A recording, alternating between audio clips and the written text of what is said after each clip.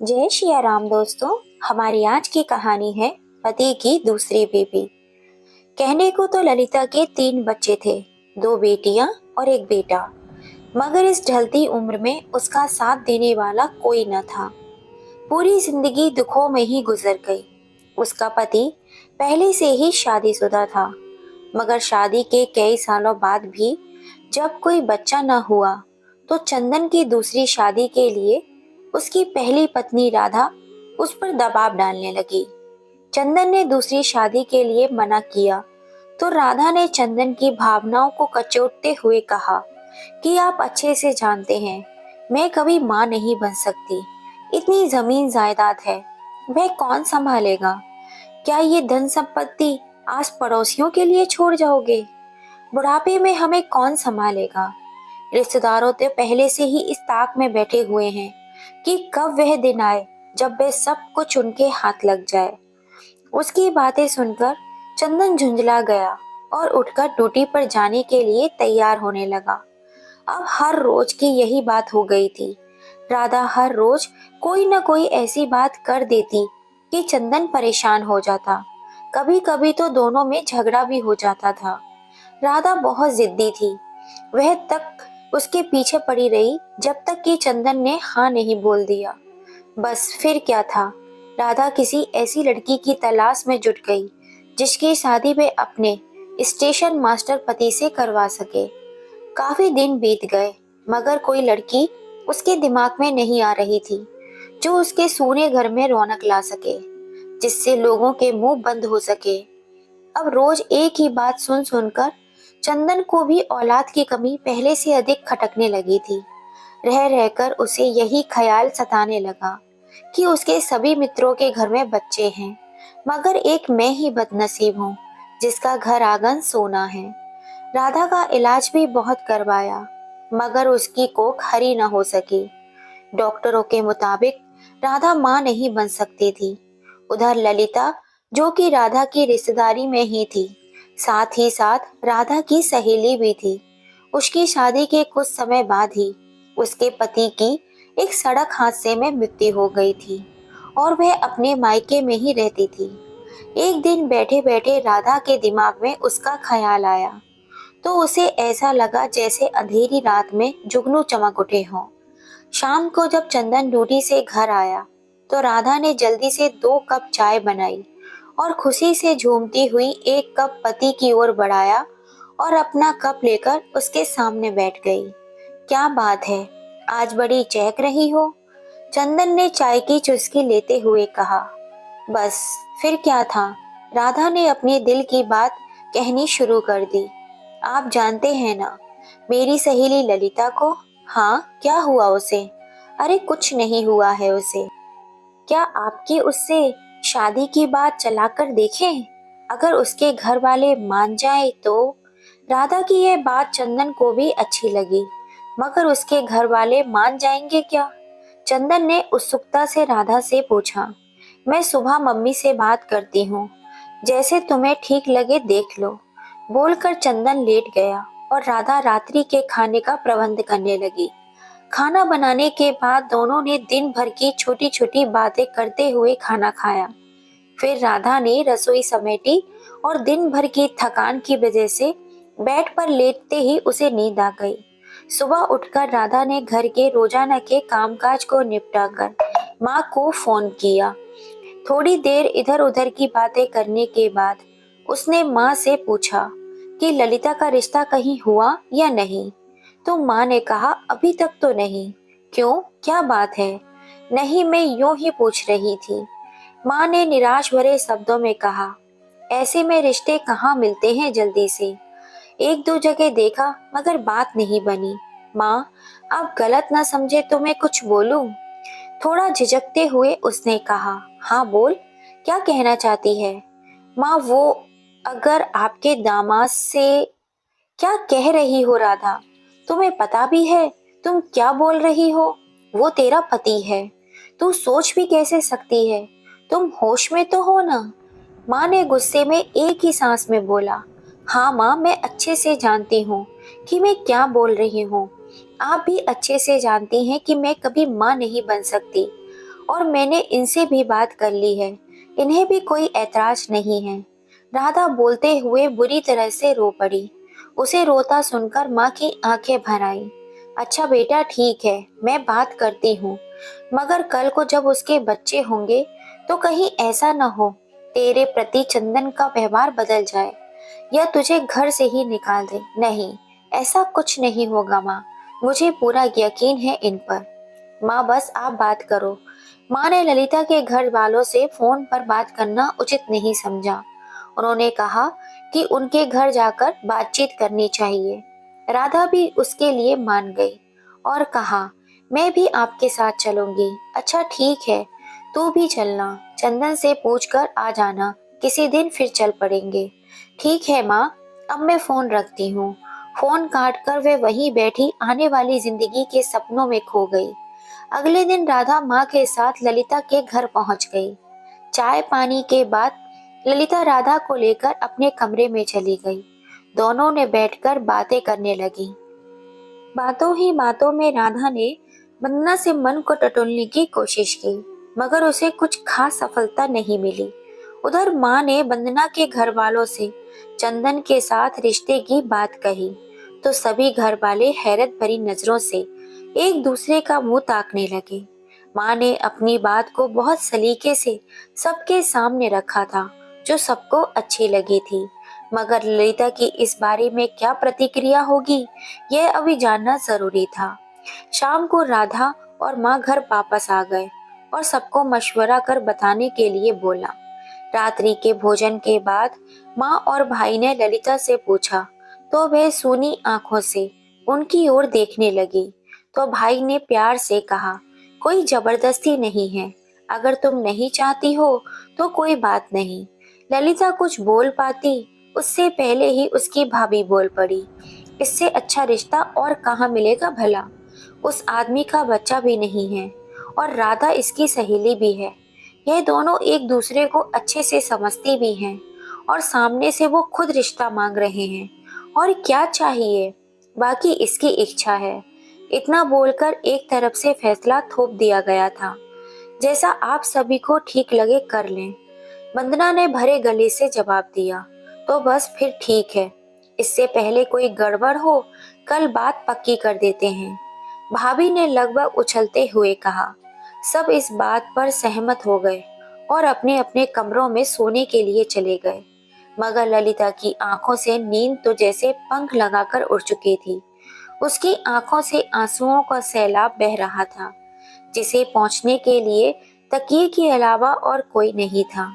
अगली सुबह बातचीत करने के बाद हफ्ते भर में शादी की बात पक्की कर दी गई। राधा और चंदन इस बात से बहुत खुश थे। शादी का दिन आया तो साधारण सी रस्मों के साथ ललिता की विदाई कर दी गई। राधा ललिता के साथ बहुत प्यार से रहती। ललिता को भी अब लगा कि शायद ये सब ठीक हो गया। शादी के 3 महीने बाद जब ललिता के पेट से होने की बात पता चली तो सभी बहुत खुश हुए। घर में नया मेहमान आने वाला था। राधा ललिता का बहुत ख्याल रखती। समय बीता। ललिता ने बेटी को जन्म दिया, जिसे पैदा होते ही राधा ने अपनी देख रेख में रखा। ललिता को उसके पास तक नहीं आने दिया जाता था। जब अपने पति से ललिता कुछ कहना चाहती तो उसे कहता कि तुम मुंह बंद करके रहा करो, इसी में इस बच्ची की भलाई है। घर में ही तो है, कहीं तुम्हारी वजह से ऐसा न हो कि हमें अपनी बच्ची से हाथ धोना पड़े।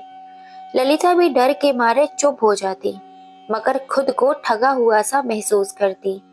ललिता बेटी को गोद में उठाने के लिए तरसती रहती, मगर राधा उसे पास तक न भटकने देती।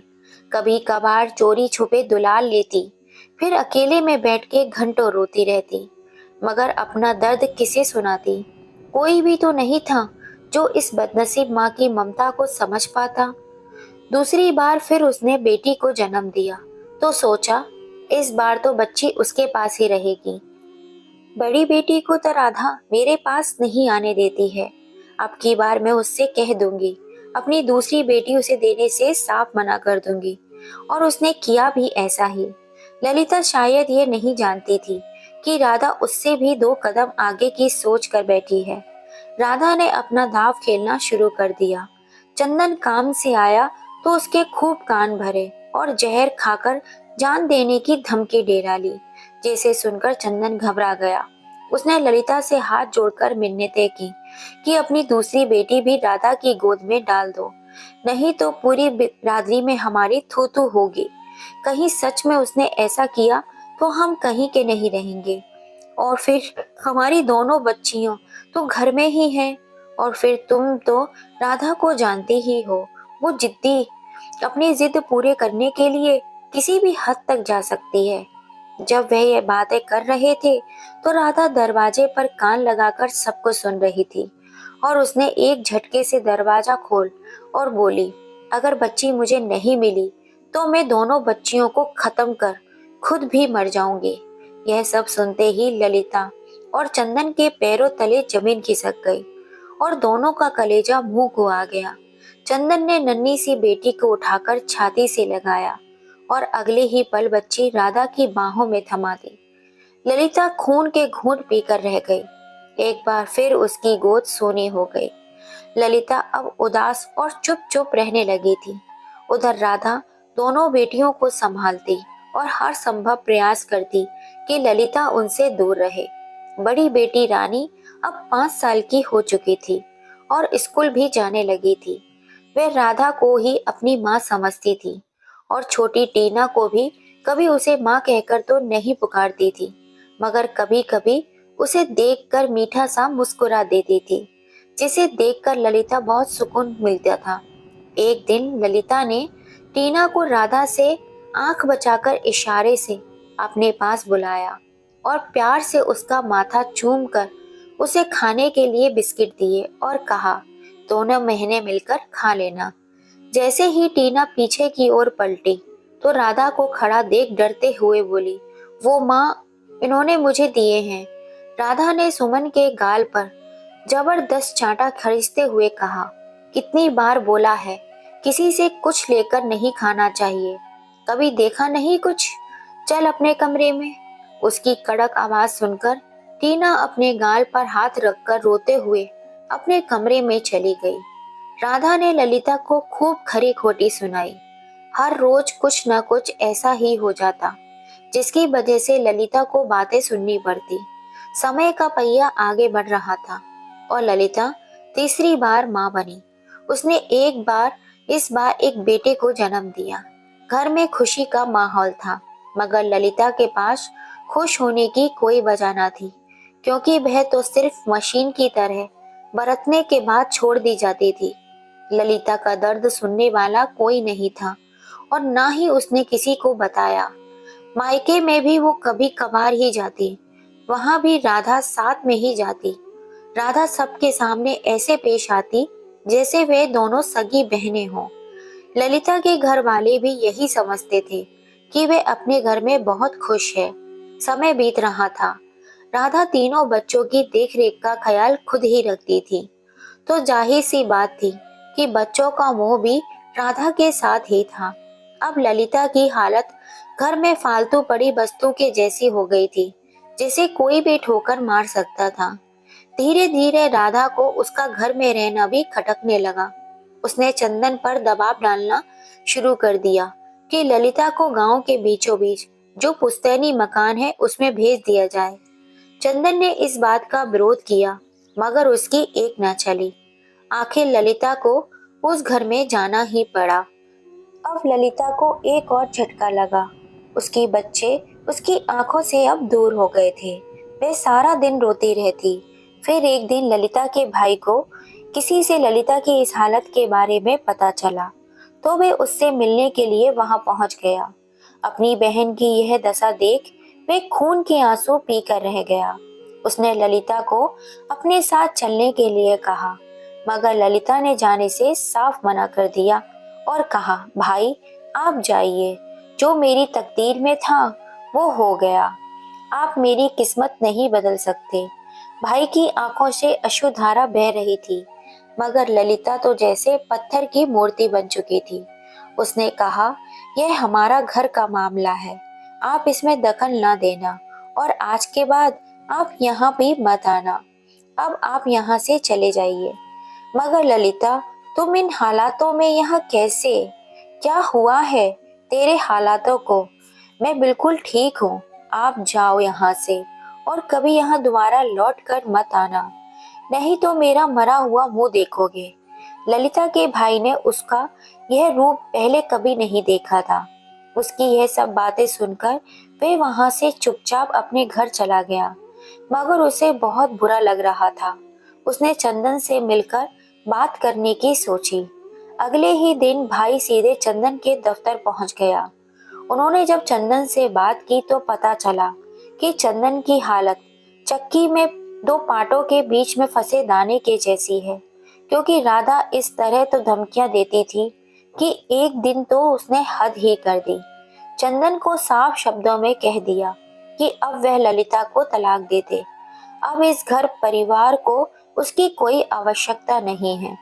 इसी बात को लेकर घर में हर रोज कलह होने लगा। चंदन इस बात के लिए राजी नहीं था। उसने साफ कह दिया कि जो तुमने कहा मैंने किया, मगर अब और नहीं। राधा ने सातिर दिमाग से चाल चली और सीधे ललिता के पास उसके घर तलाक के पेपर लेकर जा धमकी और बोली, ललिता, इन पेपरों पर साइन कर दो, जो कुछ थोड़ा बहुत लेना ले लो। अब कौन से पेपर साइन करवाने आई हो तुम राधा? अब मेरे पास क्या बचा है? सब कुछ तो तुमने मुझसे छीन लिया है। अब और क्या चाहती हो तुम? तलाक। मैं अब तुम्हें और बर्दाश्त नहीं कर सकती, इसलिए जल्दी से पेपर साइन करो और मैं यहाँ से जाऊं। ललिता ने उसके हाथ से पेन और पेपर पकड़े और साइन करके पेपर उसके हाथ में थमाते हुए कहा, अब जाओ यहाँ से। तुम मुझे वैसे भी दे ही क्या सकती हो? तुमने तो मेरी सबसे बड़ी दौलत, मेरा परिवार भी मुझसे छीन लिया। मुझे तुम्हारी धन दौलत की कोई जरूरत नहीं है। सोच कर देख, क्या किया आज तुमने। राधा चेहरे पर एक कटु सी मुस्कान लिए बिना कुछ बोले दरवाजे से बाहर आ गई और ललिता, जो आज अपना सब कुछ हार चुकी थी, औंधे मुंह बेड पर गिर गई। उसका दिमाग सुन्न हो चुका था। आंखों से आंसुओं का सैलाब बह रहा था।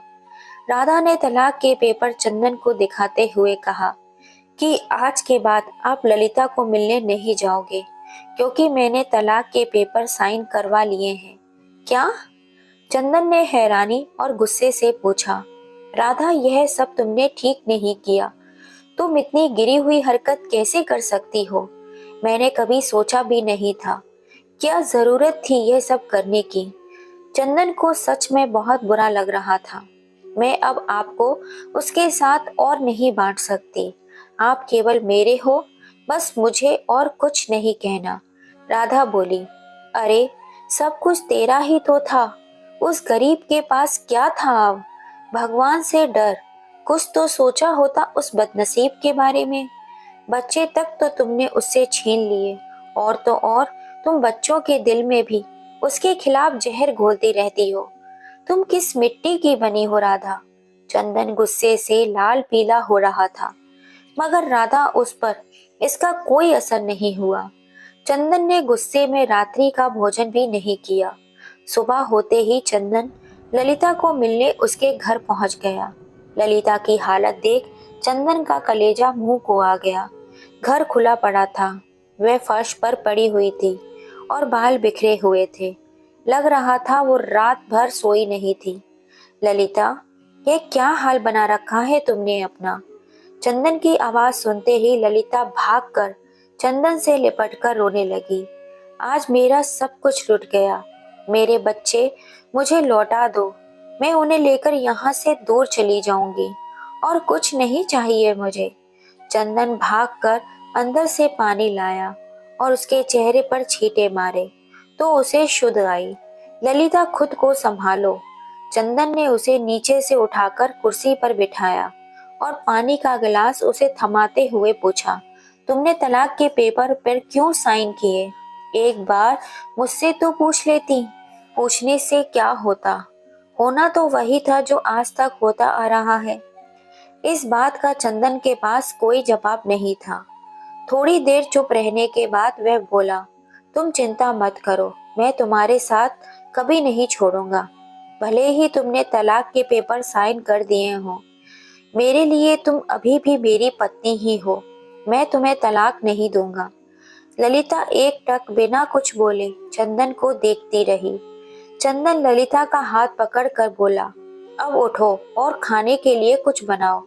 मैं भी खाऊंगा, बहुत भूख लगी है। ललिता ने बेमन से उठकर खाना बनाया और फिर दोनों ने खाना खाया। खाना खाने के बाद चंदन राधा और बच्चों के पास गांव से बाहर बने आलीशान मकान में आ गया।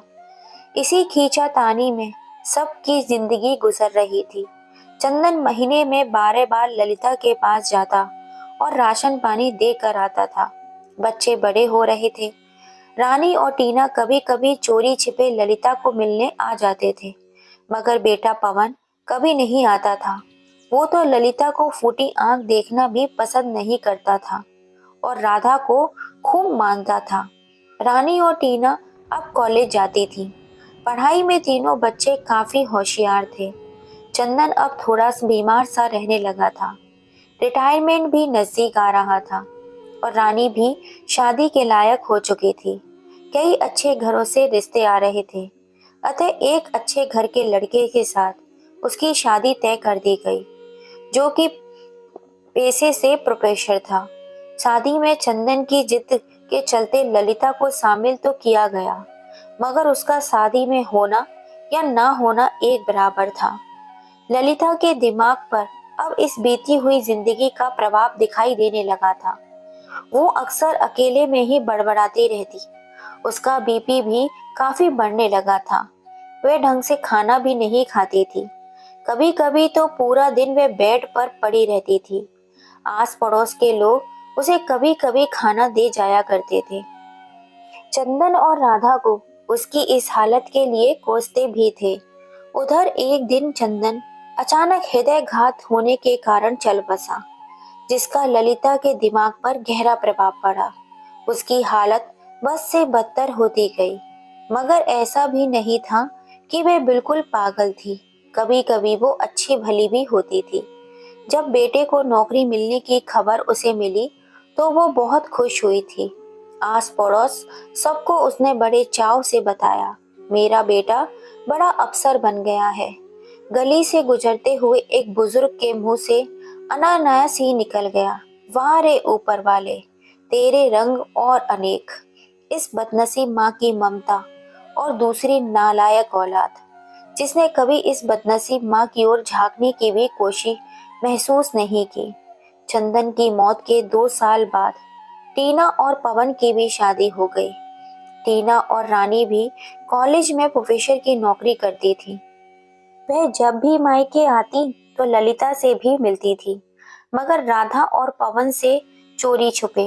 दामाद भी मिलने आते, मगर इस बात की भनक राधा और पवन को ना जाने कहां से लग गई कि पवन ने शक्ति से सबको उससे मिलने के लिए मना कर दिया।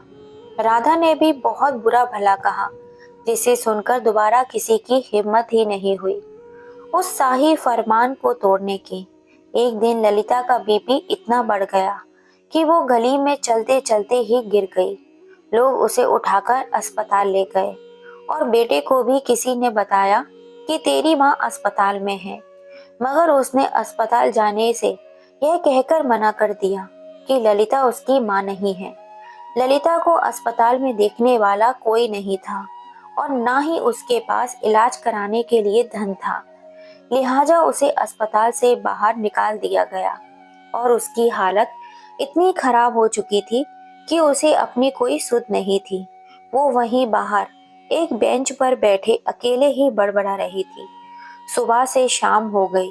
कपड़ों में ही मल मूत्र होने की वजह से मक्खियां भिनभिनाने लगी थीं। आते जाते लोग उसे देखकर मुंह सिकोड़ कर देखते हुए निकल जाते। ऐसे ही 2 दिन निकल गए। तीसरे दिन शाम को एक सज्जन पुरुष को उस पर दया आ गई। उसने पहले ललिता से बात करने की कोशिश की, मगर ललिता ने उसकी किसी बात का जवाब नहीं दिया। तो उसने अपने फोन पर एक आश्रम का नंबर डायल किया, उन्हें ललिता के बारे में बताया। करीब 1 घंटे बाद आश्रम के लोग आए। उन्होंने भी उससे बात करने की पूरी कोशिश की, मगर उन्हें कोई सफलता हासिल नहीं हुई।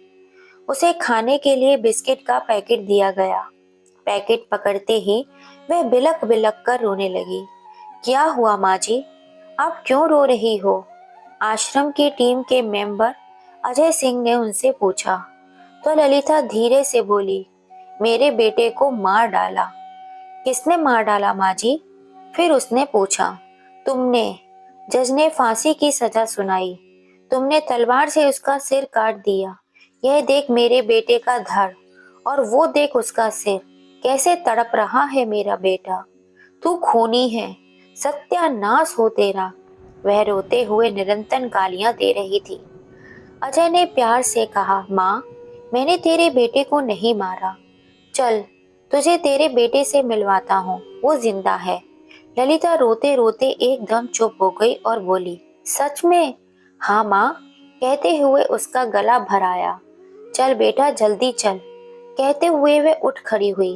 टीम के सभी मेंबर भी साथ में जाकर गाड़ी में बैठ गए और उसे आश्रम ले गए। वहां पहुंचकर ललिता को नहलाया धुलाया गया। कपड़े बदलकर उसे अस्पताल ले जाया गया। डॉक्टर ने चेक करने पर बताया कि ललिता को सदमा लगने के कारण दिमाग पर बहुत गहरा असर पड़ा है।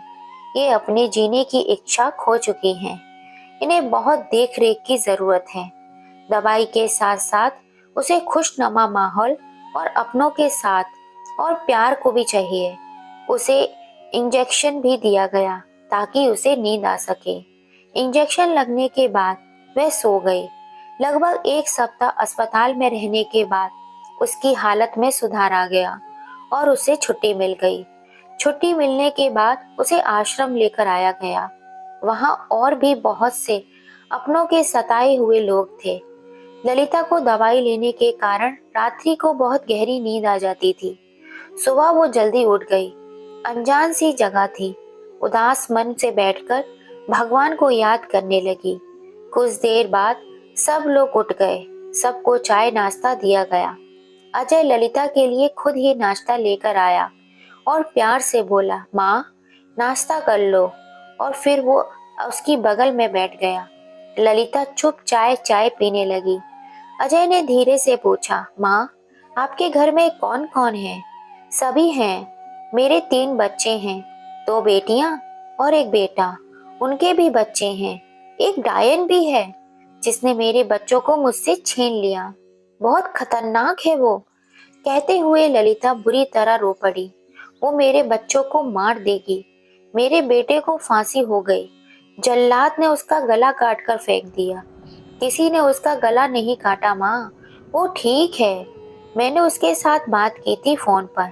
क्या कहता है वो? आएगा मुझे लेने? ललिता की यह बात सुनकर अजय बोला, माँ, उसने आने से मना कर दिया। हाँ, वो बहुत बिजी रहता है ना। पंचायत अफसर है मेरा बेटा।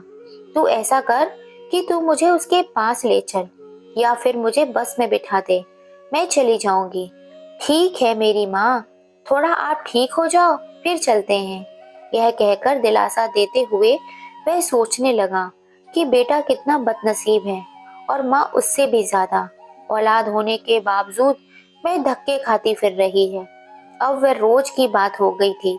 ललिता या तो पाठ करती रहती या फिर रोती रहती। कभी आश्रम के गेट पर बैठी रहती, आते जाते लोगों को बोलती, मुझे मेरे गांव छोड़ दो। बेटे को आश्रम की ओर से बहुत संदेश भेजे गए, मगर वो नहीं आया। फिर एक दिन ललिता की बेटियों को भी फोन किया गया। उन दोनों ने भी कहा, हम मजबूर हैं, नहीं आ सकते। फिर एक दिन ललिता को लेकर उसके बेटे से मिलवाने आश्रम की टीम बेटे के पास उसके गांव पहुंची, मगर उसने यह कहकर ललिता से मिलने से इनकार कर दिया कि यह मेरी माँ नहीं है, मेरी माँ राधा मर चुकी है। उसे मरे हुए 1 महीना हो चुका है। मैं इस औरत को नहीं जानता, आप इसे यहाँ से ले जा सकते हैं। पवन की यह बात सुनकर ललिता का कलेजा मुंह को आ गया, मानो ममता ने दम तोड़ दिया हो। अजय ने पवन को समझाना चाहा और कहा, आपके पिता ने इनसे शादी की थी, मगर पवन के पत्थर दिल पर कोई प्रभाव ना पड़ा। वह कहने लगा, वो तलाक हो चुका है। हमारे पास सबूत है। अगर इसे थोड़ा सा भी लगाव होता तो हमारे पिता को तलाक नहीं देती, हमें खुद पालती। मगर इसने अपनी जिम्मेदारी से मुंह फेर लिया। जिसने हमें पाल पोस कर एक माँ होने की जिम्मेदारी निभाई, वही मेरी माँ है। आप लोग यहाँ से चले जाओ। ये औरत किसी की भी माँ नहीं हो सकती।